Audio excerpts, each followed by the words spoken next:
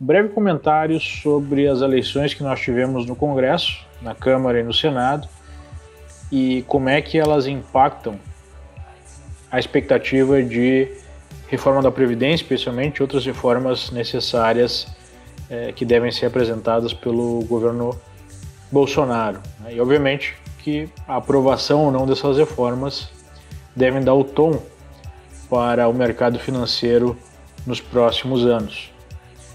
Na Câmara dos Deputados, nós tivemos a eleição de Rodrigo Maia conforme o esperado, né, com a votação aí com mais de 300 votos, se não me engano, 334 votos. E o Rodrigo Maia não deve ser um empecilho para a aprovação dessas reformas. Ele já colocou o interesse de votá-las, né, o quanto antes, da maneira mais proativa possível, apesar dele não se dar com o articulador do governo, né, um dos articuladores, o ministro da Casa Civil, Onyx Lorenzoni, mesmo os dois sendo do mesmo partido. De qualquer forma, né, o governo não deve ter problemas na Câmara. E, na verdade, eu fiquei até surpreso com o tamanho desse bloco, que deve ser o bloco aí de apoio, né, ao governo, o bloco da situação, por volta de 300 deputados. Nós temos outros independentes que devem ajudar a somar esse número, né? Lembrando que nós precisamos de um número maior, 2/3 da Câmara, para fazer mudanças na Constituição. De qualquer forma, não parece ser uma tarefa muito difícil, dado esse ponto de início, né? Esse ponto de saída aí, algo como 310, 320 deputados. Claro que ainda a haver esse novo modelo que está tentando o Bolsonaro de acabar, né? Acabar é uma palavra muito forte, mas diminuir esse toma lá da cá que sempre foi a regra na política brasileira e que é a mãe, né, de todo o cenário de corrupção que nós tivemos nas últimas décadas. No Senado a situação já foi um pouquinho mais complicada. Nós tínhamos a expectativa de eleição de Renan Calheiros, que já presidiu a casa muitas vezes, né? Renan Calheiros, que responde aí a mais de 12 processos por corrupção, chegou a ser quase cassado alguns anos atrás, mas sobreviveu, né, a ser eleito como senador por Alagoas e buscava voltar ao comando da casa, vestindo aí uma carapuça de novo Renan, como ele mesmo colocou, favorável às reformas, governista como sempre, mas mudando um pouco a postura da campanha eleitoral presidencial, onde ele se colocou um forte aliado de Lula e depois de Haddad.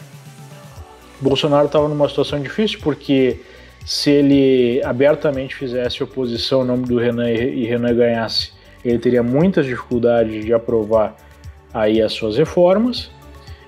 Por outro lado, né, ele teria que conviver com um sujeito que fez oposição a ele no passado recente e muito alinhado ao próprio PT e à velha política, né, aos velhos esquemas de Brasília que Bolsonaro foi eleito supostamente para encerrar. Através da ação do Onyx Lorenzoni, aí sim, né, mais próximo ao Davi Alcolumbre, o novo presidente que foi eleito do Senado, e através de uma verdadeira guerra, né, com todo tipo de jogada suja e até tentativa de fraude, numa contagem aí com cédulas de papel, o Davi foi o eleito e gerou bastante tensionamento com o Renan Calheiros. A expectativa com a eleição de alguém muito alinhado com o Planalto é de facilitação das reformas. O que resta observar é, de fato, qual será o tamanho aí da fome de vingança e da capacidade do Renan Calheiros de levar a cabo essa vingança, porque, sem sombra de dúvida, ele saiu diminuído, né? O seu poder foi questionado e ele saiu derrotado.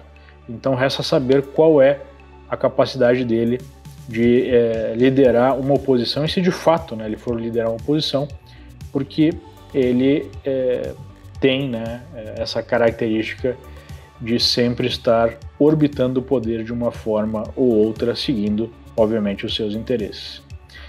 A minha primeira percepção é que ficará mais fácil para aprovar as reformas com essa mudança. O Renan talvez cobraria caro, né, e poderia mudar de ideia, dependendo aí dos seus objetivos políticos posteriores. E, de uma certa forma, não devemos ter uma grande mudança no curtíssimo prazo no mercado, porque o mercado já contava, né, e na minha opinião de forma equivocada, com o Renan Calheiros um pouco mais alinhado com essas reformas de fato. Então, como a expectativa já era essa, eu vejo um cenário levemente positivo em relação a impactos no mercado, levando em consideração apenas essa variável, né? Não devemos ter uma reação negativa. Como essa estratégia de evitar o toma lá da cá vai funcionar de fato na Câmara ou no Senado, quais serão os resultados? Ainda falta ver.